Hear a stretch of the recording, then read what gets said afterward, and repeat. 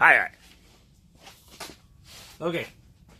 So, video quality is not the best, but I want you to be able to see this. So, that's kind of the way I got it set up. So it's coming on pre-cert time. And time to go to certifications. There's always a ton of them in the spring. And patterns are always a problem. Get your certification manual. Read up on what a pattern, all the elements of a pattern need to be, right? But what I'm going to show you is kind of some tips on building your pattern, maybe.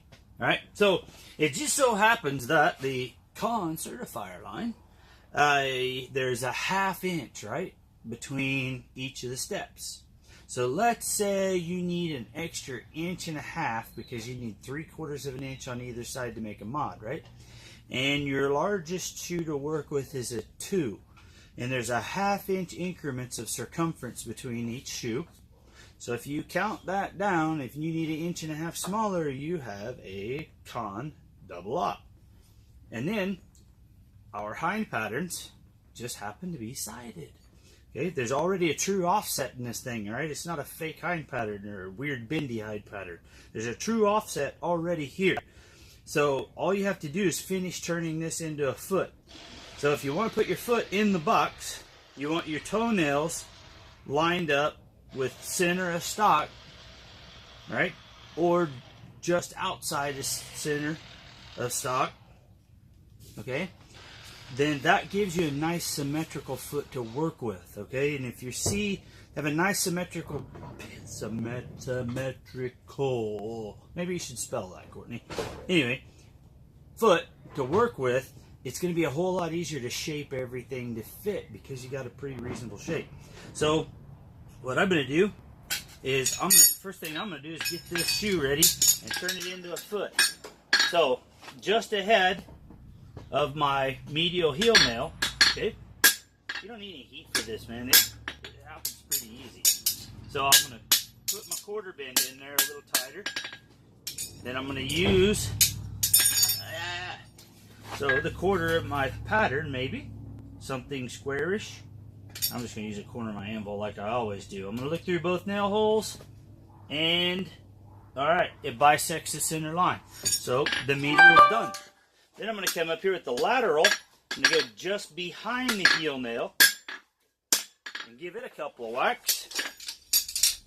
Flatten it. And do the same thing. I'm going to hold it on my square. I'm going to look through that nail hole. I can see the anvil through that nail hole, and that line runs right through center of stock. Okay, then I'm going to get this whole thing flat.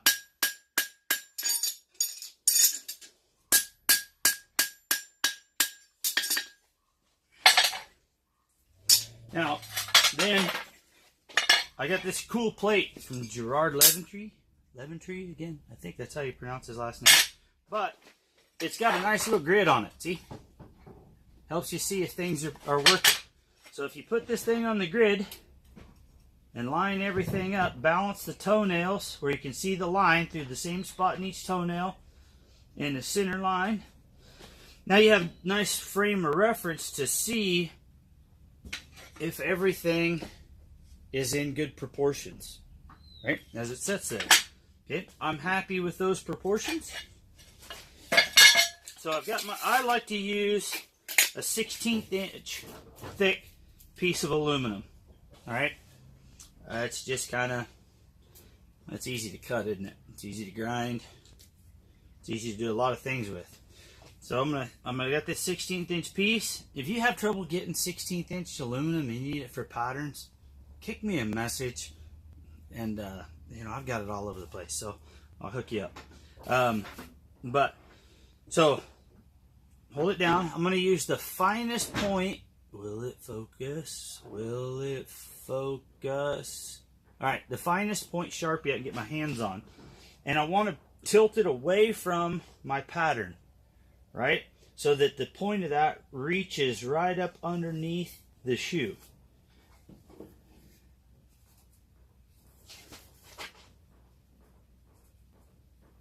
Okay, then I'm going to go ahead and draw around the heel. Draw around the heel. All right, then I'm going to reach in there.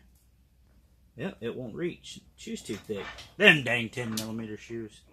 Anyway, If you're using the 5/16, it's really easy to reach through there and mark your toenails. Yeah, another dandy little trick. Shirley, whoever Shirley is. Ha! Horseshoe nail, E10. So I can reach in there with a horseshoe nail and score my nail holes.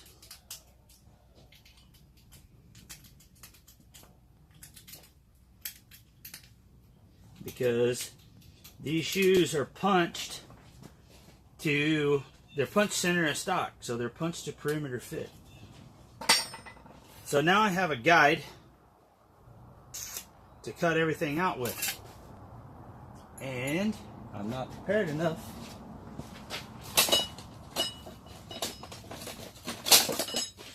I'm gonna grab my trusty set of calipers that apparently I stole from my practice partner.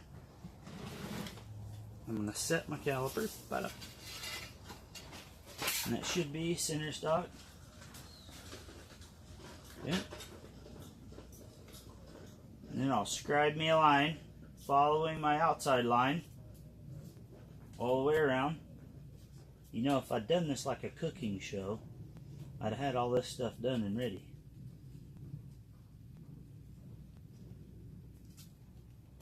Okay. Then I'll come in here and draw my white line, making sure it follows the line I just scribed and goes through all of my heels. Okay. So then I'm going to take a look at my pattern. So there's center of stock. So that's where I want my heel to come out. So I'm going to draw my quarter. Well, I guess we want it a little tighter than that. So over here where length matches expansion, I'm going to draw my foot to where I have a nice A fit or B fit. So that would be an 1/8 inch of length and expansion. I'm going to draw the point of my heel. There's my white line. Right, there's my center line, center line. It would probably behoove you to lay all this out with a ruler. So there we go.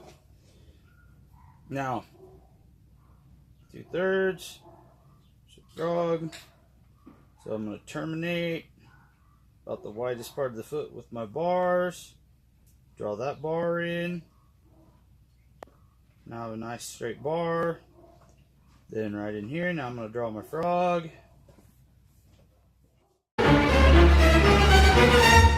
Alright, so there's your pattern made from a Conforge hind at a double lot, which your 1s and 2s ought to cover all your modifications for. Alright, that's it. There's your Conforge quick tip.